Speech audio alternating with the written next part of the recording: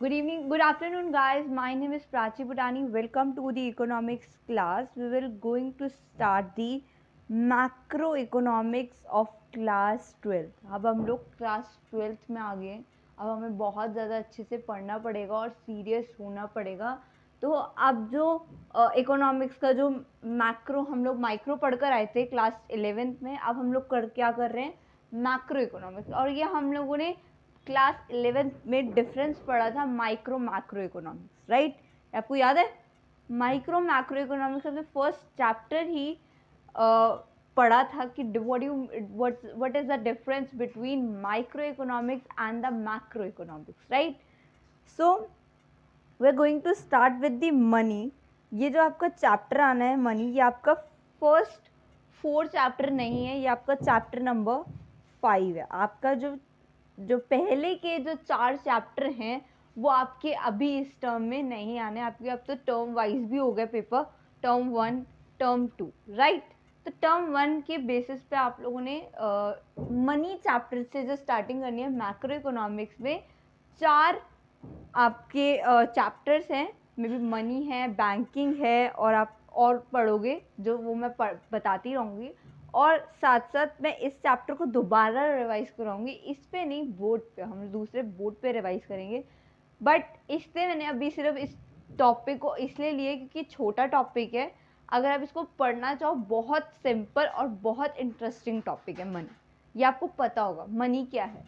Okay, तो अगर आपने कोई भी बुक लेनी है मैक्रो की या इंडियन इकोनॉमिक डेवलपमेंट की, जो आपकी 2 बुक्स है, मैक्रो या and Indian economic development of class 12, ये आपकी 2 बुक्स है.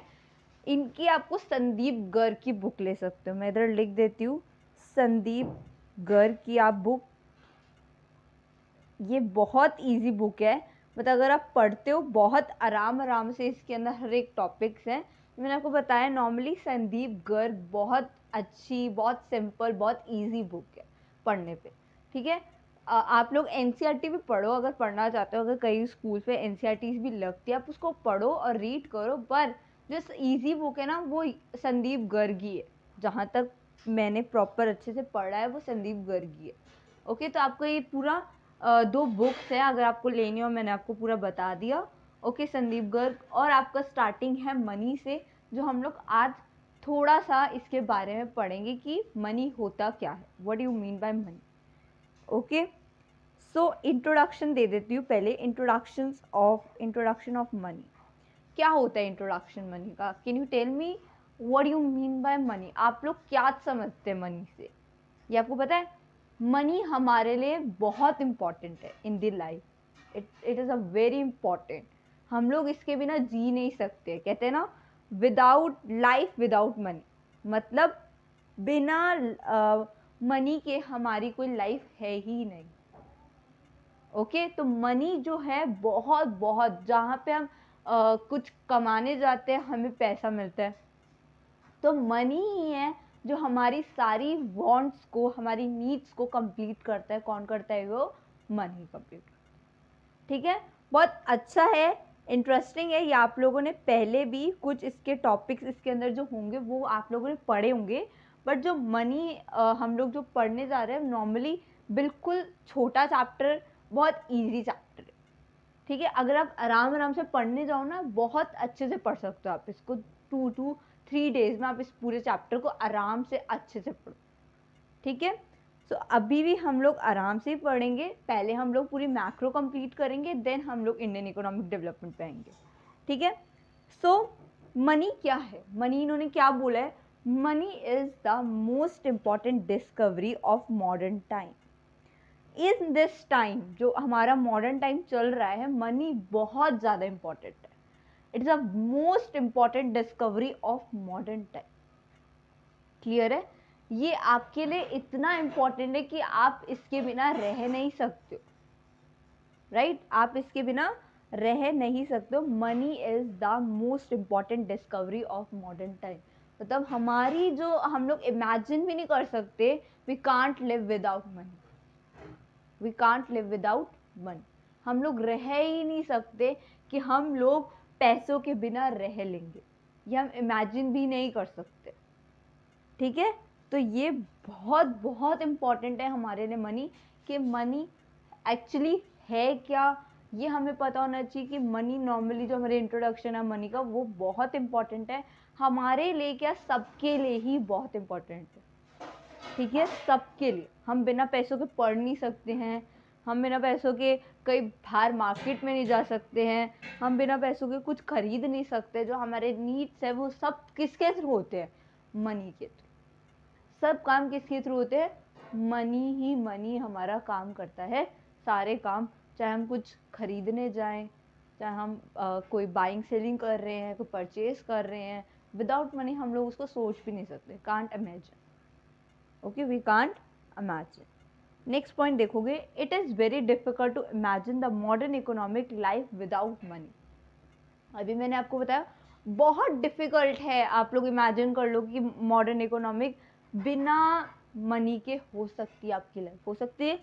आप सोच सकते हो कि आपके पास अगर पैसा नहीं है तो आप जी सकते हो, नहीं, हम कोई भी नहीं जी सकता, हम लोग सोच भी नहीं सकते कि हम लोग जी सकते, राइट, हम लोग सोच भी नहीं सकते, कांट इमेजिन। तो it is very difficult to imagine the modern economic life without money. This is not possible. क्या पॉसिबल हो सकता है, how is it possible, tell me, how is it possible और नॉट, से यस और no.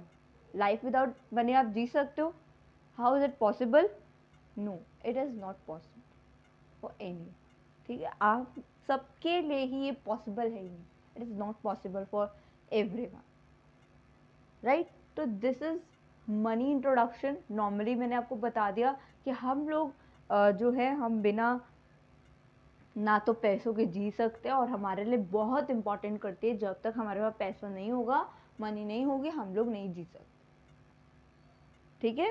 Clear हो गया ये topic, okay. आज हम धीरे धीरे थोड़ा थोड़ा ही पढ़ेंगे, ज़्यादा नहीं पढ़ेंगे, ठीक है, ताकि आप लोगों को कुछ कुछ जो पॉइंट्स है वो क्लियर हो जाए। और ये पॉइंट्स आप अगर आप नोट करना चाहो ना, करते रहना, ठीक है। अगर आप संदीप गर्ग बुक लेते हो तो उसके अंदर तो ये पॉइंट्स नॉर्मली गिवन है, ठीक है, बट आप साथ साथ और नोट्स बनाते रहना अपने, ठीक है, okay. Next topic is barter system. ये तो आप लोग पढ़कर आए होंगे, राइट, आप लोग को पता है बार्टर सिस्टम क्या होता है, राइट। आप लोगों ने in class 9th and 10th में बार्टर सिस्टम पढ़ा होगा इकोनॉमिक में, जो सोशल थी तब आपकी, उसके अंदर 4 बुक्स थी ना, उसके अंदर इकोनॉमिक में आपने बार्टर सिस्टम पढ़ा हो, ओके। तो अभी हम लोग एक बार और पढ़ लेते हैं बार्टर सिस्टम होता क्या है, क्यों बनाया गया है, किस लिए हम लोग उसको पहले उस टाइम पे वो लोग क्यों यूज़ करते थे, वाई, व्हेन, कब, ठीक है, मतलब बहुत सारी ऐसे हमारे क्वेश्चन है कि हम लोग बार्टर सिस्टम क्यों यूज़ करते थे, why. In the beginning of civilization human needs were simple and limited. जब बिगनिंग हुई थी सिविलाइजेशन की, मतलब जब लोग आए थे दुनिया में, सिविलाइजेशन जब स्टार्ट हुई थी, human need in the beginning of civilization, जब हमारी सिविलाइजेशन स्टार्ट हुई, human needs were simple and limited. जो हमारी ह्यूमन की नीड्स थी, जो हमारी नीड्स थी, बहुत सिंपल थी और लिमिटेड थी। बल्कि in the modern time human needs are very expensive and unlimited. Simple तो नहीं है ना, हमारी एक्सपेंसेस क्या हो गई है, उस टाइम की बात कर रहे हैं लोग। Human needs were simple and limited, उस टाइम की बात कर रहे हैं, और मैं इस टाइम की बात कर रही हूँ कि human needs are not simple. हमारे सिंपल तो है ही नहीं, ठीक है, बहुत ज़्यादा, it is very expensive and unlimited wants. हम लोग क्या कर रहे हैं, हमारी जो नीड्स है बहुत ज़्यादा अनलिमिटेड, हमें ये भी चाहिए, हमें वो भी चाहिए, हमें न्यू मोबाइल फ़ोन भी चाहिए, हमें न्यू एसी भी चाहिए, हमें न्यू कार भी चाहिए, हमें हर चीज़ चाहिए। तो हमारी क्या है, एक अनलिमिटेड वांट्स, जो हमें हर चीज़ चाहिए, हमें न्यू क्लोथ्स चाहिए, हमें न्यू हाउस चाहिए, हमें हर चीज़ चाहिए। तो ये क्या है, एक अनलिमिटेड है, लिमिटेड है, अनलिमिटेड, क्योंकि हमें हर चीज़ चाहिए। और पहले की नीड्स क्या होती थी हमारी, पहले के लोग थे वो क्या कहते थे, उनकी बहुत सिंपल नीड्स थी और लिमिटेड थी। जो उनको ज़रूरत था वो लेते थे, जो उनको ज़रूरत नहीं था वो नहीं लेते थे। क्लियर है, ठीक है, जो उनको ज़रूरी था कि उनको लेना ही लेना है, और जो उनको ज़रूरी नहीं था उनको वो नहीं था कि हमें लेना ही। अब के टाइम पे क्या है, हमें ये चाहिए ही चाहिए। अब हर घर, अब आजकल न्यू हाउसेस इंटीरियर्स बनते हैं, डिज़ाइंस होते हैं, डिज़ाइंस किए जाते हैं इंटीरियर्स के बेसिस पे।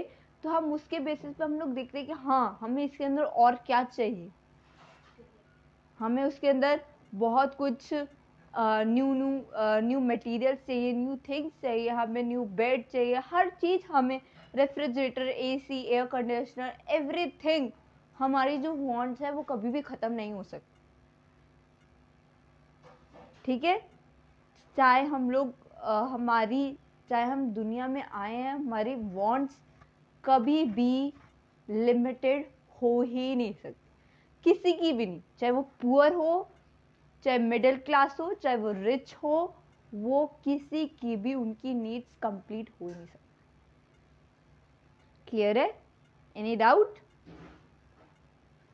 ओके, सो अब क्या बता रहे, people use to exchange goods with each other to satisfy their wants. ठीक है, पीपल क्या करते थे उस टाइम पे, एक्सचेंज करते थे गुड्स को एक दूसरे के थ्रू, ताकि वो अपने वांट्स को सेटिस्फाई कर सके। ठीक है, क्या करते थे लोग, देखो, people use to exchange goods with each other to satisfy their want. मतलब वो लोग एक्सचेंज करते थे। एक्सचेंज क्या करते थे, अब मैं आपको एक एग्जांपल के बेसिस पे समझाऊंगी। आप नेक्स्ट जब मैं नेक्स्ट उसका ओपन करूँगी ना, इसको एग्जांपल के बेसिस पे बताऊंगी। अभी तो देखो, एक बार मैंने आपको दोबारा बता दिया कि जो जब हमारी सिविलाइजेशन हमने उस टाइम पे बिगनिंग हुई थी, तो हमारे नीड्स जो ह्यूमन नीड्स थे बहुत सिंपल थे, लिमिटेड थे, ये तो हमें पता चल गया। बट उस टाइम के लोग क्या करते थे, people use to exchange goods with other each other to satisfy their wants. मतलब वो क्या करते थे, वो एक दूसरे एक्सचेंज करते थे गुड्स, एक दूसरे के गुड्स को एक्सचेंज करते थे। सपोज मुझे किसी चीज़ की ज़रूरत है और वो दूसरे के पास है, और उसको वो चीज़ की ज़रूरत है जो मेरे पास है।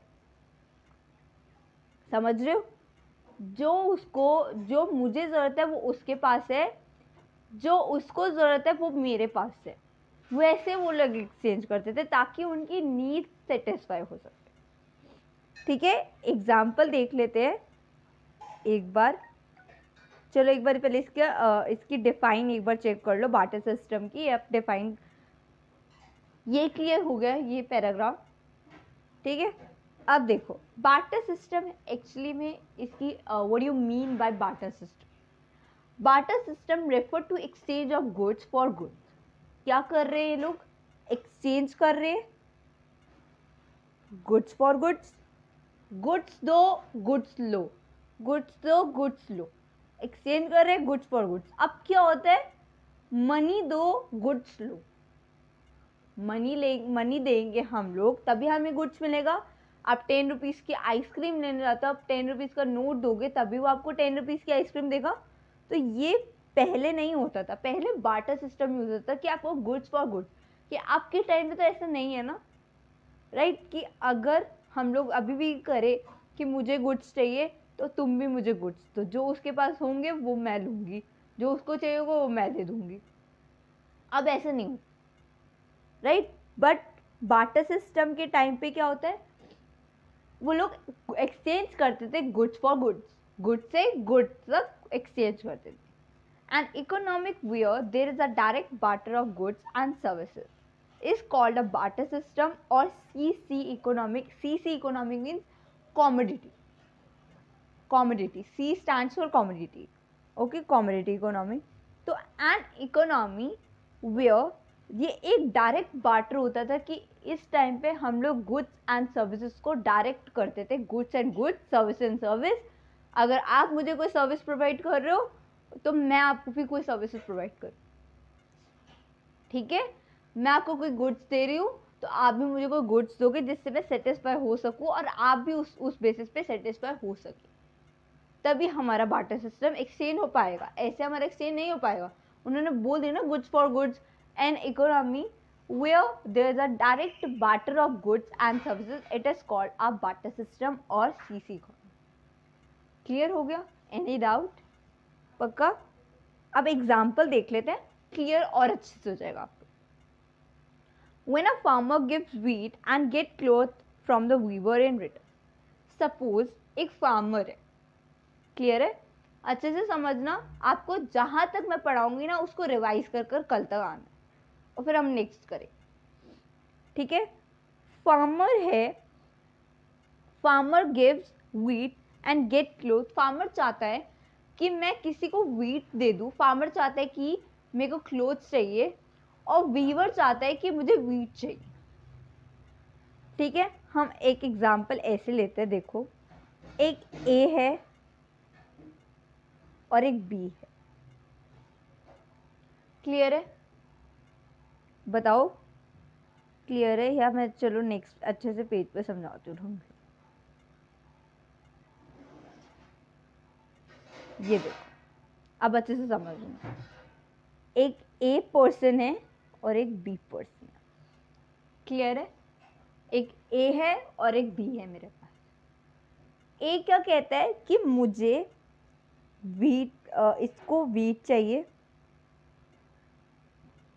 बी, ए के पास व्हीट है और बी के पास क्लोथ है. ठीक है? ए के पास क्या है? व्हीट है, बी के पास क्या है? क्लोथ है. अब ये दोनों आपस में एक टाइम पे आकर मिल जाते हैं. कहते हैं कि ए चाहता है कि उसे क्लोथ चाहिए और बी चाहता है उसे व्हीट चाहिए. ठीक है? क्लियर हो रहा है? बताओ. ओके. ए चाहता है उसे क्लोथ चाहिए और बी चाहता है उसे व्हीट चाहिए. एक टाइम पे आकर ये दोनों आपस में मिल जाते हैं, तो ये दोनों डिस्कस पूछ लेते हैं कि तुम्हारे पास क्या व्हीट है. बी पूछ लेते हैं कि तुम्हारे पास व्हीट है. वो कहता है हाँ मेरे पास है, बट तुम्हारे पास क्लोथ है ताकि मैं अपनी सेटिस्फाइड अपनी नीड्स को कंप्लीट कर सकूं. है या नहीं है? ठीक है? वो दोनों आपस में कहते हैं कि हाँ मेरे पास व्हीट है और तुम्हारे पास क्लोथ है, तो हम लोग गुड्स फॉर गुड्स एक्सचेंज कर लेते हैं. Exchange of goods for goods, ये हम काम कर लेते. तो ये दोनों, व्हीट बी के पास चला जाता है, क्लोथ ए के पास चला जाता है. तो ये दोनों क्या कहलाते हैं? एक डबल कोइंसिडेंस ऑफ वांट्स. मतलब ये दोनों आपस में जो चाहते थे उन्हें वो मिल गया, जो उनकी नीड्स थी वो उन्हें मिल गया. क्लियर है? जो वो चाहते थे, ए चाहता था कि उसे क्लोथ मिल जाए, बी चाहता था उसे व्हीट मिल जाए. जो वो दोनों चाहते थे वो दोनों मिल गए. इनका क्या हो गया? एक डबल कोइंसिडेंट बॉन्ड. मतलब वो दोनों आपस में उनके कोइंसिडेंस मिल गए अचानक से. ओके? मिल गए, उनके अचानक से कोइंसिडेंस मिल गए. क्लियर हुआ? ऐसे ही फार्मर चाहता था कि उसे क्लोथ चाहिए और वही वीवर चाहता था व्हीट. वही एग्जाम्पल मैंने आपको दूसरे बेसिस पे समझा. क्लियर हो गया एग्जाम्पल? ओके. अब हम आते हैं नेक्स्ट टॉपिक पे.